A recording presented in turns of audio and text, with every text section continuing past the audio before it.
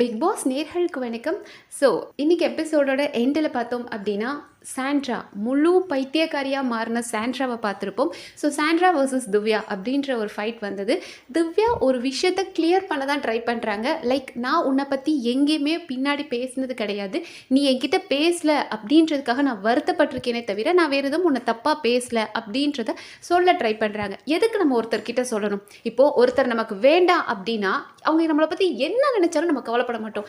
என்ன நீ வேணாலும் நினச்சிட்டு போ, நீ யாருன்னே கிடையாது, நீ எல்லாம் எனக்கு ஒரு ஆளே கிடையாது அப்படின்னு கண்டுக்காமல் விட்டுருவோம். ஆனால் ஒரு நபர் நமக்கு வேணும்னு நினைக்கும் போது தான் நம்ம அவங்கக்கிட்ட நிறைய எக்ஸ்பிளைன் பண்ண ட்ரை பண்ணுவோம். என் மேலே இது தப்பு இல்லை, நீ என்னை புரிஞ்சுக்கோ, என்னை அக்செப்ட் பண்ணிக்கோ அப்படின்னு நம்ம ஒருத்தர்கிட்ட போய் சொல்கிறதுக்கான ரீசன் என்ன அப்படின்னா அவங்க நமக்கு வேணுன்றதுக்காக தான். ஸோ திவ்யா இப்போவும் அந்த ஒரு மைண்ட் செட்டில் தான் இருக்காங்க.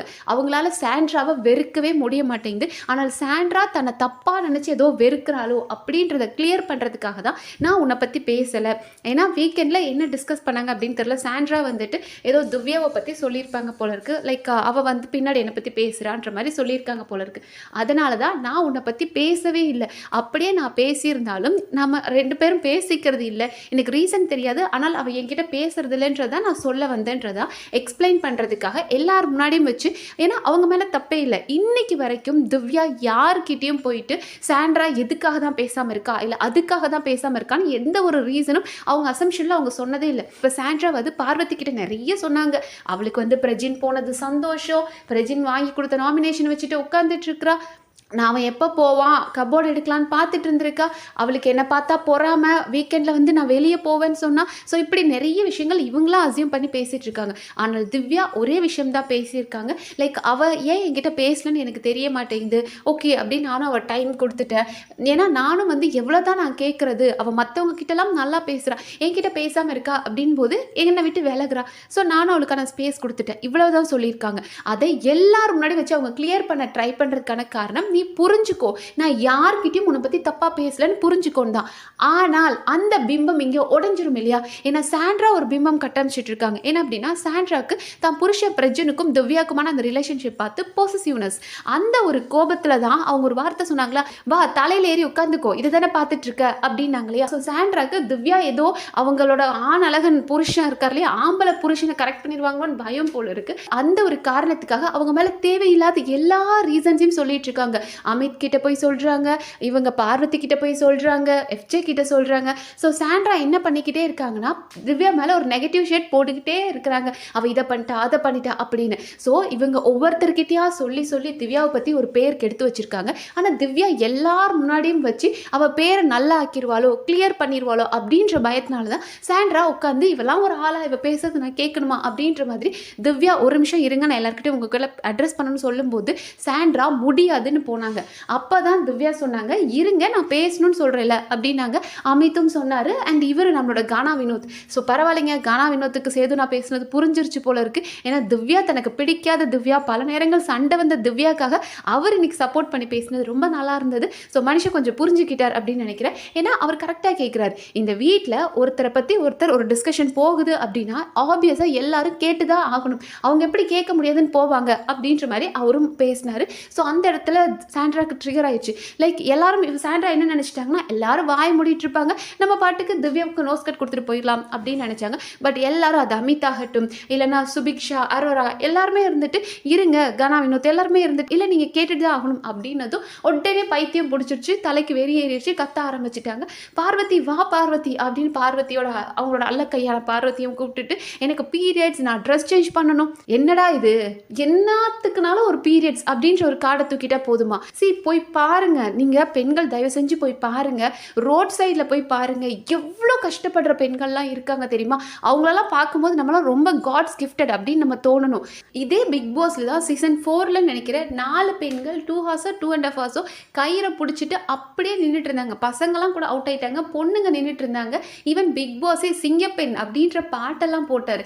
ஆனால் இந்த சீசனில் இருக்கிற பொண்ணுங்களை எடுத்துக்கிட்டோம் அப்படின்னா எனக்கு கை அலர்ஜி, அதை தண்ணியை தொட்டால் கை அலர்ஜி, சோப்பை தொட்டா கை அலர்ஜி, எனக்கு வெரிகோஸ் வெயின் இருக்குது, அப்போ என்ன ஆணிக்கு நீ ஹீல்ஸ் போட்டு நிற்கிறேன்னு தெரியல, ஹீல்ஸ் போட்டுட்டு நான் இவ்வளோ நேரம் நிற்கிறனால எனக்கு வெரிகோஸ் வெயின் இருக்குது, நான் மறுபடியும் ஹீல்ஸ் போடுவேன், ஆனால் வேலை செய்ய மாட்டேன், அப்புறம் இவங்களுக்கு என்ன பீரியட்ஸு அப்படின்றது என்ன ரீசன் தான் நீங்களாம் சொல்லலை, எல்லா ரீசனும் சொல்லியிருக்கீங்க. உங்களுக்கு ஃபிசிக்கல் டாஸ்க் எதுவுமே கொடுக்கக்கூடாது, ஏதாவது கொஞ்சம் உடம்புக்கு ஹர்ட் ஆகுற மாதிரி ஏதாவது கொடுத்துட்டோன்னா உடனே 1008 கம்ப்ளைண்ட் பண்ணுவீங்க. கடைசி வரைக்கும் ஏதாவது சொப்பு ஜமா வச்சு விளையாடிட்டு அப்படி இந்த சீசனை ஓட்டிடலான்னு தான் பார்த்துட்டு இருக்கீங்க. ஸோ எல்லாத்துக்கும் ஒரு கார்டு தூக்காதீங்க, அது ரொம்ப அசிங்கமாக இருக்குது. ஸோ சாண்ட்ரா வந்து எனக்கு பீரியட்ஸ், நான் போய் ட்ரெஸ் சேஞ்ச் பண்ண வேண்டாமா, நான் இதை சொல்கிறத கேட்கணுமா, அந்த வீட்டிலலாம் பொண்ணுங்க இல்லையா, யார்டா நீ, எதுக்குடா இதெல்லாம் சொல்கிற, அவங்கக்கிட்ட நீங்கள் சொல்லிட்டு வந்தீங்களா, இருங்க நான் ட்ரெஸ் சேஞ்ச் பண்ணிட்டு வரேன்னு சொன்னீங்களா, சொல்லவே இல்லை.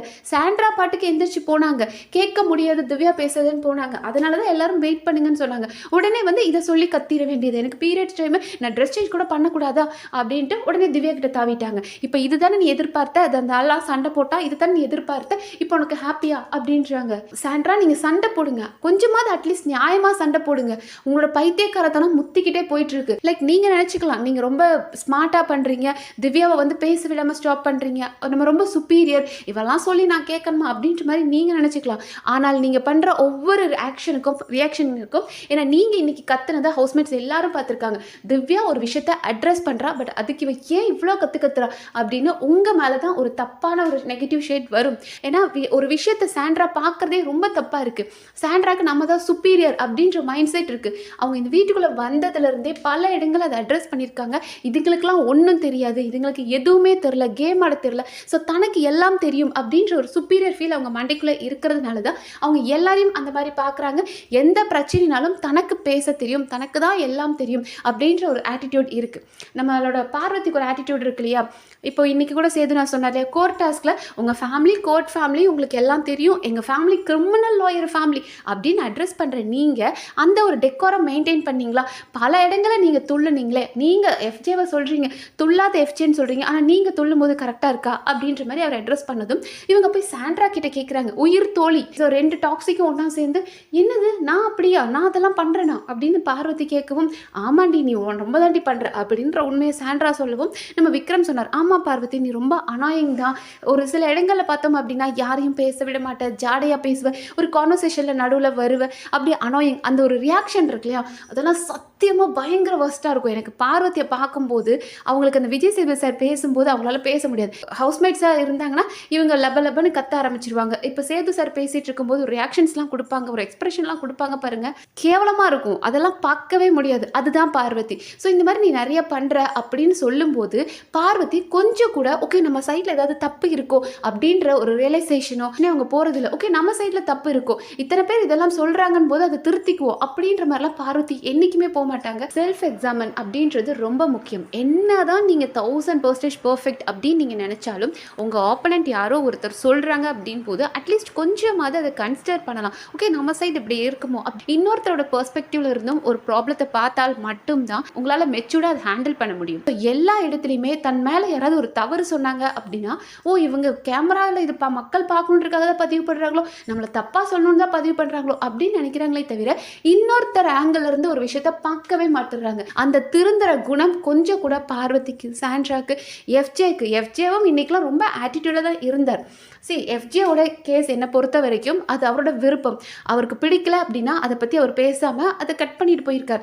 ஆனால் எனக்கு என்னமோ சேதுனா வந்துட்டு இதை நீ இன்னும் ப்ரீஃபாக எக்ஸ்பிளைன் பண்ணியிருக்கணும், லைக் உன் மேலே தப்பு இல்லைன்றதை நீ ஏன் தப்புன்னு சொல்லிட்டு அக்செப்ட் பண்ணிட்டு போகிற, தப்பு இல்லைன்றதை நீ ப்ரூவ் பண்ண ட்ரை பண்ணியிருக்கலாமே அப்படின்னு சொல்ல வராரோன்னு தான் தோணுது. ஏன்னா உன் நல்லதுக்கு தான் நான் சொல்கிறேன் அப்படின்னு அவர் கோவப்படும் போது நீ தான் தப்பு அப்படின்ற மாதிரி ஏன் வாங்கிக்கிற, நீயா ஏன் கேஸ் வாங்கிக்கிற அப்படின்ற மாதிரி சொன்னதை தான் எனக்கு தோணுச்சு. ஏன்னா நம்மளுக்கு முன்னாடி ஆதிரை இருக்கும்போதும் சரி, இப்போ ஆதிரை பண்ணுறதும் சரி, அன்னைக்கு ஆதிரை லவ் அப்படின்னு சொல்லலையே தவிர மற்றபடி அவங்களா வாலண்டியராக போய் நிறைய இடங்கள அவரை டார்ச்சர் பண்ணிட்டு இருந்தாங்க. ஒரு நல்ல நைட்டு அவங்க வந்து வா என் பக்கத்தில் இருந்து உட்காரு, இங்கே வந்து சாப்பிடு அப்படின்னு கூப்பிடும்போது அவரே எஃப்ஜேவே இருந்துட்டு, அப்போ எஃப்ஜே சொன்னார் அக்கா எதுக்கு கூப்பிடுறீங்க அப்படின்னு என்னமோ கேட்டார். உடனே ஆதிரைக்கு கோச்சிக்கிட்டு போயிட்டாங்க. ஸோ அப்படி பல நேரங்களில் ஆதிரையாக தான் அவர்கிட்ட போனாங்க, அவர் வந்து அதை கட் பண்ணார். நமக்கும் பார்க்கும்போது இவன் என்ன ட்ரை பண்ணுறா அப்படின்னு பல நேரங்களில் எனக்கு தோணுச்சே தவிர எந்த இடத்துலையும் ஆதிரை வந்துட்டு அவங்க ரொம்ப ஃப்ரெண்ட்லியாக தான் ஆதிரை பழகுனாங்க, அதை எஃப்ஜே தான் மாற்றிட்டா அப்படின்ற மாதிரி எனக்கு இந்த இடத்துலையும் தோணலை. ஆனால் இந்த இடத்துல இந்த கேஸில் வந்துட்டு அவர் நினச்சிருந்தாருன்னா பல விஷயங்களை இன்னும் வெளியே கொண்டு வந்து பேசியிருக்கலாம். அண்ட் சேனலும் அதை தான் எதிர்பார்க்குது. அவங்க டிஆர்பிக்கு இந்த மாதிரி கண்டென்ட்லாம் கிடைக்கணும்னு எதிர்பார்த்துருப்பாங்க. அதை ஸ்டாப் பண்ணுற மாதிரி எஃப்ஜே இதை பற்றி பேச வேண்டாம்னு நிறுத்தி தன்னோட மேலே தப்பு இருக்கிற மாதிரி காமிச்சிக்கிட்டார். அதை சேதுனா வந்துட்டு நீ இன்னும் அதை பற்றி பேசியிருக்கணும்.